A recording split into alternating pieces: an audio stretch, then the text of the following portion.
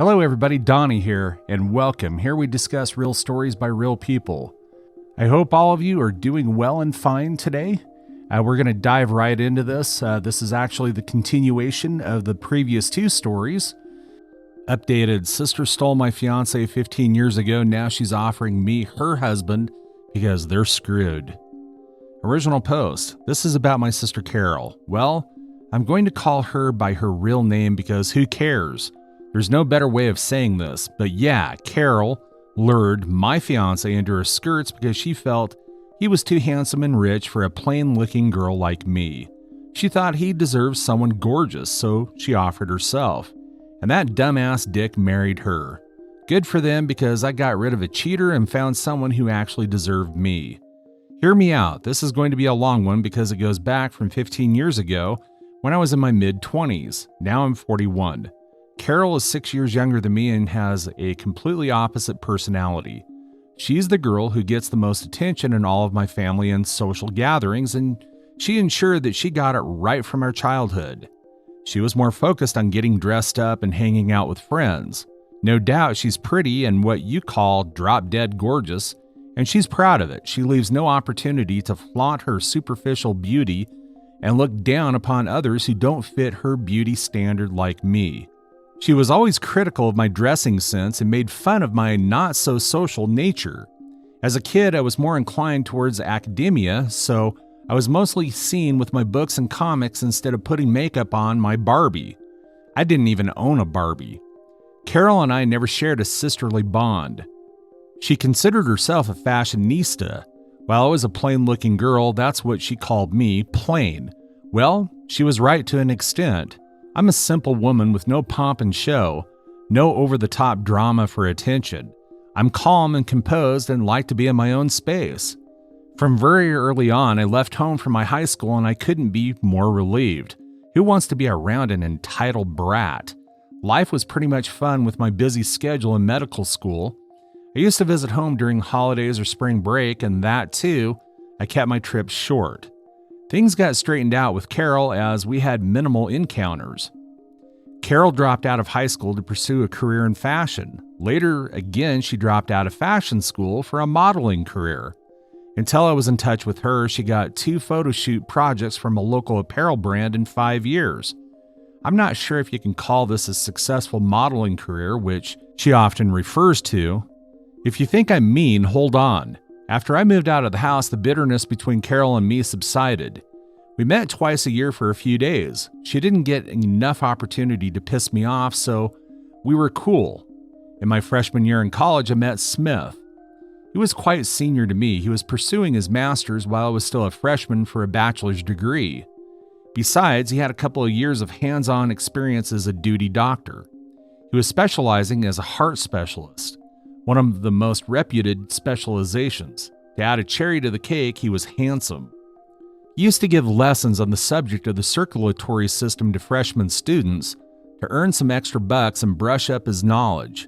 He was popular for his simple teaching methods, more popular amongst the girls because, you know, who doesn't want to take lessons from a blue-eyed 6'2" lean and well-built university senior? I also took lessons from him, and eventually we started dating. In my final year of college, he proposed to me after dating him for 4 years. I had no reason to say no. He was already working at the hospital by then. During the holidays when I went home, my mom saw the ring on my finger and asked in some happy moments of festivities. I told her everything. She jumped in excitement because it's not usual that I get serious with anyone. Smith was the first guy I ever dated or had sex with. Mom asked me the details about Smith because she sniffed our marriage on the cards. Carol often used to say that I'm never going to find a good man to marry me. By good, she meant rich and handsome. Whenever she got to know that I was seeing a guy, she would remark, "He's going to run away. Your relationship won't even last for a week." So when Carol got to know Smith, her eyes lit up, and she wanted to know more about him. It was kind of unusual for her to take an interest in my life because it was always been very boring. I asked her, "Why do you want to know about him?" And she said, "He's going to be family, so I should know him." Mom asked me to call him for dinner on New Year's Eve. Later, I got to know that Carol had asked Mom to invite Smith. We didn't have any plans for that year, so Smith agreed to tag along. When we reached home, we were greeted by Carol. It was quite surprising because Carol is a party person. She's never seen home on the weekends.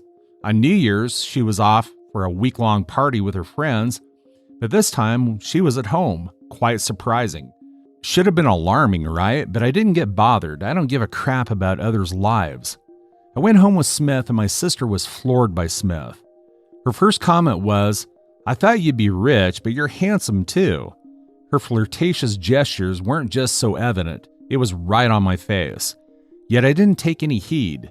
I was secure in my relationship. Throughout the evening, she made moves at him by complimenting him, trivially touching his arms and thighs unnecessarily, and forcing a conversation with him. She sat next to him at the dinner table. I gave her a look and she made a cute pout and said, "You get to sit with him every day. Today I can be his arm candy." Everyone chuckled and we took it as light fun. During the conversation, she got to know that Smith goes for a walk after his dinner. As soon as he cleared up after the dinner, she offered to give him a tour of the neighborhood. Smith looked at me while I sat there with a straight face, not knowing what to say. Smith replied with an awkward yes, and they both went out for a walk that night. While we were driving back from my parents' place, Smith asked me if I noticed how Carol was flirting with him. I laughed and brushed it off, saying, "She's an attention seeker." I thought Smith wasn't so shallow that he would fall for superficial beauty. But dang, he did. He was equally mesmerized by Carol's charm, and he cheated on the first opportunity he got. A few months later, I had my final year exams. As usual, I cut down on our hangouts to focus on my studies. Eventually, I found him cutting down the communication. When I confronted him, he said he wanted me to focus on my finals. I was too busy to suspect any foul play. On the last day of my exam, I asked him to pick me up from college. He said he was busy. Later that night, I called him to check up on him. He said he was home, but he was too tired and ready to doze off. I went to his place to surprise him, but it was locked. I called him again, but he didn't respond. I waited for his call the next day, but he didn't call back.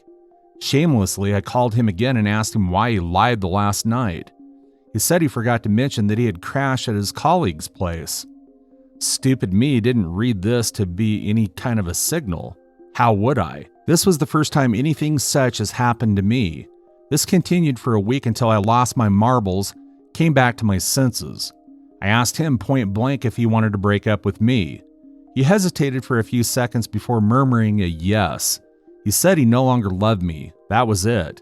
The last conversation we ever had. I didn't ask what, when, or how. Heartbreak is always painful, and that too without any reason, even more. He left me with a sense of insecurity, self-doubt, and many unanswered questions, which he didn't answer and neither did I ask. It took months and many bottles of single malt whiskey, but eventually I moved on. Glad that he broke up after my finals, else I would have taken one more year to finish up medical school. 7 months later, I get a call from Carol and she invited me to her engagement. I congratulated her and asked about the guy. She didn't say the name and asked me to come to the party and meet him in person. I was happy for her. Yes, it saddened me for a while that I was supposed to be married during that time, but I was single and nursing my breakup. I tried to forget my miserable life and showed up at my sister's engagement. As soon as I entered the venue, I saw the board, Carol and Smith. Oh my goodness. It gave me shivers down my spine, but I calmed down myself, saying Smith is too common of a name. He might be someone else. But as I went inside, I ran into two of Smith's friends. They turned to the other side when they saw me coming. My heartbeat raced as I went near the podium where Carol was supposed to be sitting with her fiance. The moment I saw Smith sitting with her, his arms wrapped around hers, I froze. I didn't know what to do. I just stood there with tears in my eyes. The next thing I remember was my mom pulling me to a corner and asking me to behave. She asked me not to create a scene there and let everyone be happy. She said no one knows about her past and she would like to keep it that way. I cried out loud and yelled, "You know everything and you let this happen? Carol is a witch. You are all evil. You are all in this together." By then I saw Carol coming over with an evil smile. It was like 15 years ago, yet I remember every word of hers so clearly. That was the most humiliating moment of my life. She said, "You thought you could have this man," pointing towards Smith. Handsome, tall, rich. Are you so plain? No way. You don't deserve him. You deserve someone plain like yourself. Do you see how beautiful we look together and how people are adoring us? Oh my goodness, so cute couple, huh? Everyone would have laughed seeing you beside him. Man, my goodness, what a horrible person. I wanted to slap her right across the face, but my mom stopped me and asked me to leave. She thought I was there to stop the engagement. She was yelling at me, "Why did you come here? Don't you have any self-respect?" I said I didn't know that this witch is effing him. Had I known, I would have never shown my face. Carol denied having invited me. She lied to my mom that she didn't invite me. Mom had asked her not to invite me because I would be hurt, but Carol deliberately invited me to humiliate me. I left the place bawling and howling. My breakup pain bounced back. It would have been an understatement to say that it was difficult. It was the most traumatic phase of my life. The lowest point, I would say. Luckily, I graduated with good grades and got into a good hospital. With hectic duty hours, I barely got time to think about anything. I deliberately kept myself busy on off days. I moved on. Years later, I met my husband at work. He's a board member of the hospital chain that I work for. We dated for 4 years and got married, and now we are proud parents of 2 kids. Fast forward to a week ago when I get a call from an unknown number. I answered the call and the person identified herself as Carol. Even after hearing her name, it took me a few seconds to realize she was my sister. P.S. A few of my patients' names are also Carol. I asked her why she called me. She was acting all so sweet, asking about my life and all. The Carol that I know wouldn't spare a second on me without any motive, and I said, "Cut the crap and say what you want."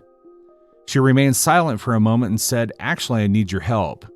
My husband Smith has gotten into trouble. A patient got a post-surgery allergy, and the hospital might sack him." I was like, "What can I do about it?" She said that Smith worked at one of the hospital chains whose board member is my husband, so my husband could save him from any severe punishment. By then I zoned out. I snapped at her to not ever call me again, and we aren't going to help them. I didn't know that Smith was working at the same hospital chain as me. He was working at a different location. I looked him up on the employee portal of the hospital and found Smith, but his current status showed suspended. I wanted to discuss this with my husband, but I didn't want to dig out my past, so I let it slide. 2 days back, my mom showed up at my door. It felt like I had seen a ghost. I'd cut them off since Carol's engagement day. She hugged me and cried, saying it was so good to see me after so many years. But I knew that her underlying motive behind all this sweetness was to save Smith's butt. My husband was home at the time. He heard out my mom's plea for helping her golden son-in-law. My husband said Smith is accused of medical negligence, and there's an ongoing investigation against him. He said there's nothing he could do, and even if he could, he wouldn't do it. He doesn't exercise his power for personal benefit. My mom bit her lips and left without saying a word. Yesterday, my husband came back from work and said that Smith's investigation had been concluded. He would be sacked from his job, but my husband has the power of letting him retain his medical license against a hefty penalty amount. He said he could ask the other board members to go lenient on Smith and not forward his case to state health care for further investigation. Now I'm in a fix. Should I forget my humiliation and help Smith? Or should I make him pay for the price for his deeds? I mean, being a doctor, I know how difficult it is to get a medical degree, and losing the license is the worst thing that can happen to a doctor. You just need to do what you feel is right and what you can live with. Now for the updates. Update 1. There was no need to post it here and get the opinion of you guys. What Carol and my mother did after they made it clear that they don't deserve any of my help. They are anything but narcissistic. Carol and Mom have been hurling abuses at me on social media. I don't use Facebook much, but this week when I opened it, I found I was tagged on several posts by Carol where she called me a vindictive witch for framing her husband. She has written a long post claiming that I was jealous of her because Smith had dumped me and married her, and I was doing all this to avenge my betrayal.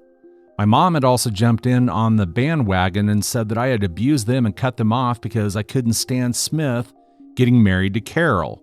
Extended family had taken their side and commented that I was taking revenge too far by ripping off Smith's livelihood. Even Smith has commented that I was delusional and that he never loved me, never proposed to me, and I'd always loved Carol like, what the F? I immediately untagged myself and blocked them. I told my husband not to spare Smith from any of the charges. In fact, he should be punished to the maximum for each of his felonies. My husband gave me a smirking look and said he had never seen me this angry. So Smith was officially sacked from the hospital, and his case had been forwarded to the state healthcare department for license cancellation. A fresh investigation will be conducted by the government body, and if he is found guilty of the charges the hospital is claiming, he will lose his license and also go to prison. That's like a cherry on the cake. I'll update as the situation progresses. Right now I'm enjoying the drama with a basket of popcorn. Yum yum. Edit: small clarification, Carol and my mom were not added to my social media account. The thing is, I have an open account, so anybody could tag me in their posts. I had not blocked them earlier because 15 years ago, I wasn't using social media. Now they are blocked from social media and also my life. Update 2. How low can a person stoop? Now I know. Smith showed up at my workplace. Like I said, he worked at the same hospital chain as me, but at a different location. He posed as a patient and came inside my chamber. He knew that there was no way that I would have met him if he had come to see me. I immediately asked him to leave. He said that he had paid a fee to consult me, so as a doctor, I should treat him. Fair enough. I listened to his problems while swiftly switching on the voice recorder on my phone. I did this so that he couldn't trap me in another mess, and I'm glad that I did. He was faking his health condition, saying that he had gotten the flu and all. I acted professionally and gave him the medication as per the symptoms, but he wasn't ready to leave and unnecessarily asked stupid questions. He started flirting. I asked him to stop and leave. He said, I wanted to apologize to you long back. I didn't intend to hurt you, but your sister trapped me and made me sleep with her. Then she blackmailed me to marry her, or else she would press molestation charges on me. I asked him to stop right there because all he spoke was complete BS. I could have called security on him, but I was really enjoying his desperation. Revenge is so sweet, I tell you. I heard him out with a satisfied smile. He went on to say, I know you still love me, that's why you're still hurt and want to take revenge. Honestly, I still feel for you. I regret marrying Carol. If you can convince your husband to save me from prison time, I promise I'll leave Carol and be your lover. You don't need to leave your husband, but we can secretly have our own thing. That douchebag had the audacity to say this. I burst out in laughter and called security on him, asking him to leave. He had no idea that he was being recorded. The disappointment on his face was so satisfying. He thought he convinced me. I texted Carol and wanted to send her the recordings of her low-life husband. I said, your loser husband visited my clinic posing as a patient. She said, I know, he tells me everything. We also know that you still love him. I can let you sleep with him for the night if you can save his license and prison time. Her response blew my mind. No point talking to her any further. They are together in this dirty game. I told my husband about this and he was aghast. He said he would have sued him for offering bribes, but it would dig out of my painful past. I said I let him handle one charge at a time, but I'm going to do my bit to exact my revenge. I added Carol, Smith, my mom, and other relatives on Facebook. Carol and Smith accepted it at once. Maybe they took it as a positive sign from me. Then I wrote a long post about Carol, Smith, and my mom had been trying to manipulate me to help Smith skip prison time. I attached the screenshot of the conversation with Carol. I also turned on the voice recordings into a still video with Smith and Carol's picture with the voice running in the background and uploaded it. That post blew up with comments. I blocked Carol, Smith, and Mom because I knew they would retaliate. My extended family and relatives expressed their disgust about Carol offering to let Smith hook up with me to get away with his negligence. Carol and my mom tried to contact me, but I had blocked their calls and voicemails. I spent the whole of yesterday and today reading the comments on the post. People have gone to the next level trolling Carol and Smith. My weekend couldn't be better. Story 2. I thought I was getting engaged this weekend and now I feel sad and gross. I'm going to say up front I don't deal with disappointment easily. Never have. Not since I was little. It's the one emotion that just completely floods out rational thought and control from my mind. I always end up crying no matter how hard I try to fight it. That being said, this weekend was my 27 female 4-year anniversary with my boyfriend 27 male. We live together, both have well-paying jobs, and are very open about our future together.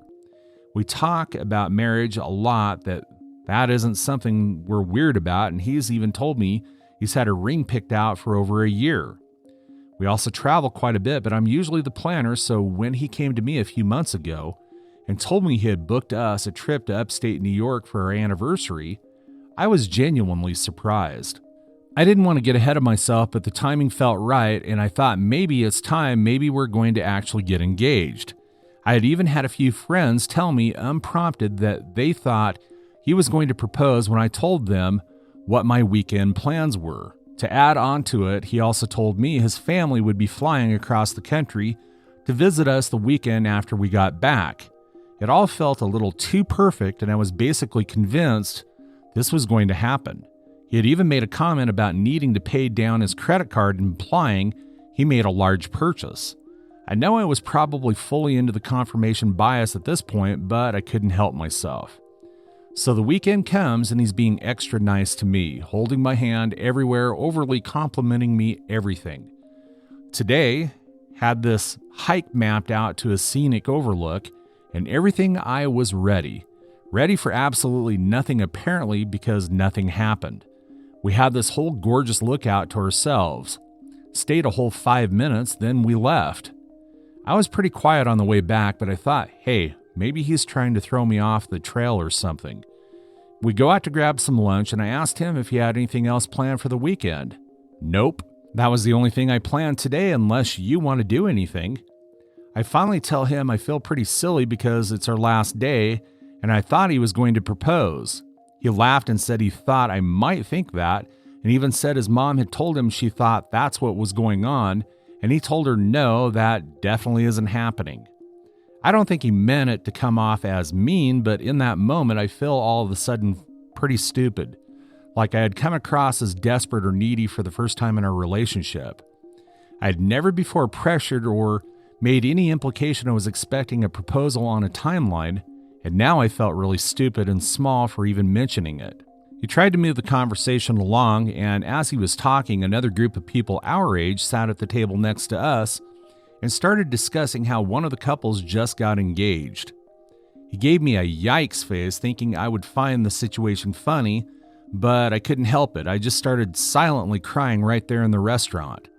It was like the emotional high to low caught up with me all at once, and I couldn't help it.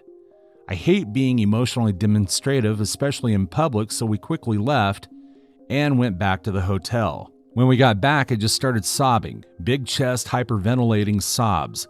I felt like I had broken something I couldn't fix. That by telling him I was expecting a proposal, I now erased the possibility of a genuine, organic one. I had ruined that for myself.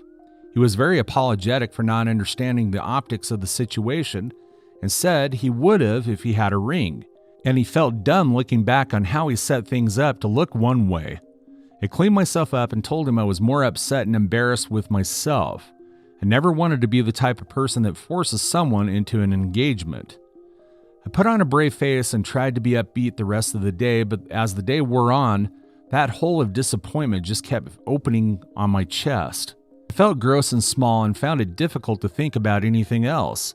I could barely talk or look at him because I felt I ruined this weekend he'd planned by making something out of nothing. I just went back and quietly laid down in the hotel room. I just want to sink into myself right now. It's not even like I can get some time alone to just be sad because we live together. I don't really have anyone to talk to about this, so I thought I'd put it here. Feels really inconsequential in the grand scheme of things, but just wanted to get it off my chest. That's all for today. If you're enjoying this story, please like the video and share your thoughts in the comments section down below. Thank you.